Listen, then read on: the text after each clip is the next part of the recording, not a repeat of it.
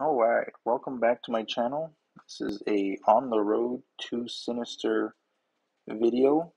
This video is going to be depicting a real-time 40 kilogram bell timeless attempt, which was successful, by the way. There was a few hiccups where when I looked at the video just to verify form and everything was good and rep count. There was a few of them that I actually did only 9 reps. Um, but oddly enough, I always know that I completely lose count. So in the last few reps or sets, I end up doing about 11. I want to say 11 reps on each set. So I end up making up for it. So 100 reps, give or take, 1 or 2 reps. But this is still training. This is all training. I'm not really testing myself. I'm more training, even though afterwards I did get a little sore. So the whole goal is not to be very sore after training, but this was me doing 40 kilograms, simple and sinister style. So it did take a bit out of me.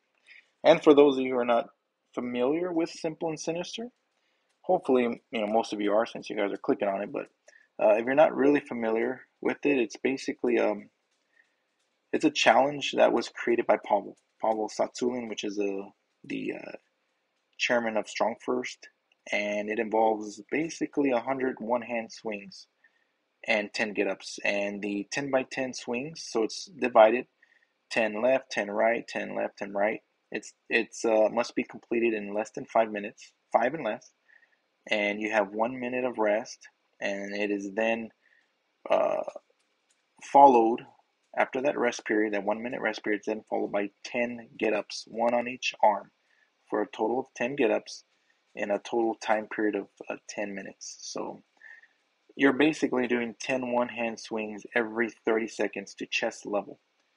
Uh, so you're going to get 100 swings in that 5-minute time frame, rest 1 minute, and then you're going to do a get-up, one get-up on each arm. I've had some people inquire, can you do all the get-ups on one arm at one time? It's the challenge is actually you switch arms. So you do one on left, one on right, one on left. I suppose if you wanted to, you can do them all. I suppose, right? You could. I don't. I guess that's more of a challenge. So I guess you could. That'd be pretty interesting to see. That'd be amazing, actually. And there's two types. There's two types of goals. One is a simple goal, and one's a sinister. So the simple goal is for men using a 32 kilogram bell, which, if you're not familiar with kilograms, it equates to 70 pounds. And you would use them for the swings and the get-ups. And for women, you would use a 24 kilogram bell for the swings and a 16 kilogram bell for the get-ups. The sinister goal is a little bit different, a little bit heavier, and that is my goal, hence the name of the video, On the Road to Sinister, right? Uh, it's a 48 kilogram bell with the swings and with the get-ups. And for the women, it is a 32 kilogram bell for the swings and a 24 kilogram bell for the get-ups, which is a very difficult feat of strength. That is tough. Many, many respects to all the women who have accomplished that and all the men who have accomplished that. It's very, very admirable. It definitely takes dedication. Excuse me. Excuse me. It definitely takes dedication. So the reason why I am pursuing this is because it's been something that I've wanted to do for quite some time, ever since I was introduced to this style of training, specifically hard style training and Strong First about 7-ish years ago by Mr. Al Chiampa. And he had us do a program that involved some body weight reset exercises. We started off with 5 sets of get-ups, and then we were doing two-handed swings every minute on a minute, 10 reps. So that was basically the gist of the program they had us do.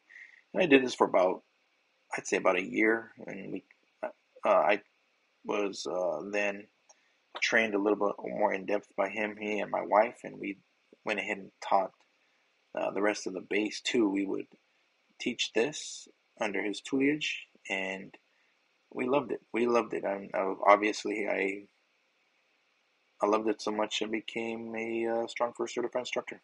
So this is something I think there is something to it. This type of training, and I did hear about the Sinister, Simple and Sinister challenge only after I had actually uh, stopped training that way, because I felt like I still needed to work on other things. I needed to do pressing and squatting and things like that, because I was still under the old school style of training. But um, only after I had stopped really committing to that type of training every day, and I started branching out to do, a little bit of more other things. And then I actually saw the book, Kettlebell, Simple and Sinister, and I put two and two together, and I was like, holy nuts, this is the same training. And so after seeing that, or reading that rather, I became even more intrigued, and I started researching a little bit more and started reading Power to the People. Uh, I read Flexible Steel. I read the other book, Enter the Kettlebell. That was actually one of the first books I read, was Enter the Kettlebell, but I didn't finish it. I was just intrigued by the kettlebell and how Pavel was explaining some of what he explained. But Power of the People, to be honest, was the one that actually changed my whole mentality on training and strength training. And that led to reading the many of his other books. Definitely The Quick and the Dead was one of the other ones that really and truthfully inspired me to continue on this road and actually become SFG certified after Quick and the Dead came out. So that's why I am doing this, because it's been a goal of mine for a while, but never really had the background knowledge and programming and experience I think that was needed to attempt something like this. And it was only after, many years of doing this type of training, basically with a 24 kilogram bell, and I would do 100 swings, and then I would immediately go to 10 get-ups, and sometimes I would do it in under 10 minutes just for a morning workout, and I would do it enough times for me to know that there was something to it. It felt great. I tried a 32 kilo for a while, and I was able to get it, but it was not timed. It was timeless, and that was a while back. That must have been like 5 years ago. And it only wasn't recently that I recommitted to doing the simple standard. But after reading the updated book, Simple and Sinister, I knew that timeless was going to be the way to go. That was going to be the smartest way to go and the smartest way to build the base. Timeless is key because several reasons. Number one, you don't want to train under fatigue.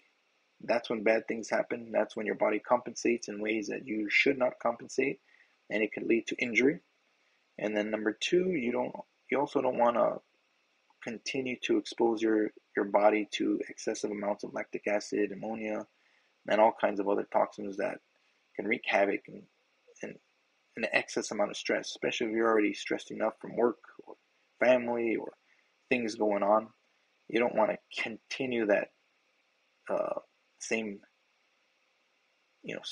increase of stress in your body. So training in a way that allows you to recuperate, right, or regain all of your CP, your creatine phosphate, and tap into your aerobic system at the same time. That's very smart way to train, and that's how you can build your base. And it allows for practice. It allows you to refine your skill, right? The more rest you have, the more you can express power. The more power that can be expressed, the safer you are, and the least amount of soreness and lactic acid buildup you have, the more regularly you can train. So instead of training to tolerate more lactic acid, there was a quote that Paulo wrote, right? Instead of training to tolerate more lactic acid, you should probably train to produce less of it. So that's what this style of training is. That's why we train every minute on minute. As you can see right there, I'm managing my breathing through my diaphragm, shaking out my body, practicing fast loose drills, making sure nothing gets really sore or tight. I'm loosening my body so that I can practice max tension on each set when it comes to my swings. So some of the things that I've learned on how to manage the kettlebell swing to the best of my ability is to really square up my shoulders and engage both sides of my obliques. It's really important. That's what keeps your back safe. That's what keeps generation of power. All right, so right here you can see I'm getting ready to do my get-ups. I will say I felt like I could have rested a little bit more because it was a bear getting that one up on the first set. I always tell myself the first set's the hardest. If I can get the first set, I can get all the rest of them. I've always been pretty strong with get-ups. The issue I used to have was the full arm extension, keeping my arm straight up and a very good pillar. So I had, let's say, 2 years I've been working on that to really regain thoracic spine mobility and full arm extension. That's made the get up way easier. I went from only being able to do one get up on each side twice at any given time, at any given fully trained time where I've been training and working on my get up. That was the most I could ever do. And as you can see, I'm now able to do 5 on each side, 10 total after kettlebell swings. So working on mobility and working on removing the breaks from training pays huge dividends. Huge dividends. I've been working on mobility a lot. And I'll make other videos that kind of highlight some of the key mobility factors, especially for thoracic spine mobility, hip mobility. I'm still working a lot on hip mobility and ankle mobility. That's one of my things. As you can see, I'm trying to mitigate fatigue as much as possible. I'm not overexerting myself. I'm kind of allowing myself to rest as much as possible. I still have to move the kettlebell around so that safely. And the one thing that's getting me is on my right side. For whatever reason, I have a lot of trouble getting that weight up. That's one thing that I'll be working on. So now that I've hit this goal of mine of the challenge of using the 40 kilogram bell every minute on the minute, simple and sinister standards, timeless every minute on the minute. And let me reiterate that. So timeless, even though it is timeless, I put in quotation marks because I still time myself, which is somewhat contradictory, I know, but for me, it allows me to stay on track. I've been doing every minute on the minute training for a while, and that gives me a good gauge on where I am. And if I cannot keep that minute on the minute, then I know to stop the workout and train another day, right? Because I know it's going to start becoming a workout, and I'm here to train, I'm here to practice. I want it to be a training session. So here, fortunately, I was able to do every minute on the minute. I was somewhat testing myself on this session so I can see where I'm at. And again, I was able to accomplish timeless, simple and sinister with a 40 kilogram bell every minute on the minute. So my goal is to stay in that realm as long as I need to. And if you're not familiar with step loading, that's what I do a lot. I step load. I stick with a weight and I keep hacking at it until it feels comfortable. There are times where if I do need or I feel like I do need a deload, I will, but it is not enough to be a wave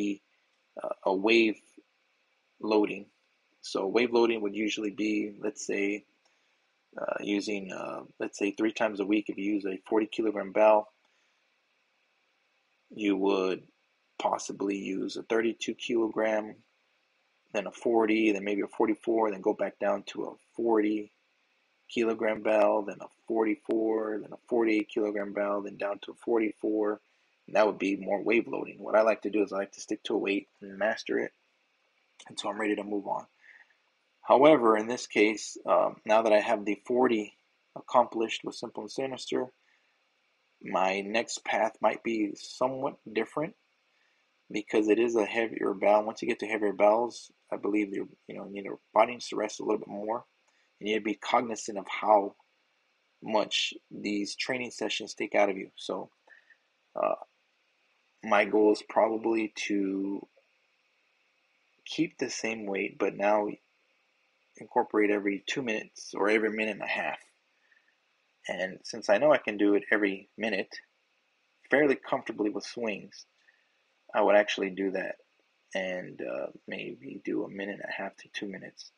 And I'm going to try. Again, everything is an experiment for right now. I have a program to stick with the 40 kilogram bell. How I'm going to stick with it is going to be up to the first few weeks, and then I will get back with you on my progress until I am very comfortable with the 40 kilogram bell to the point where I can start introducing the 44 kilogram bell.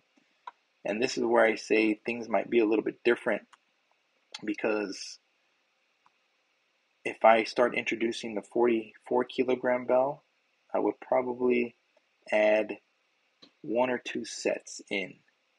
But I have to be very comfortable with the 40 kilogram bell.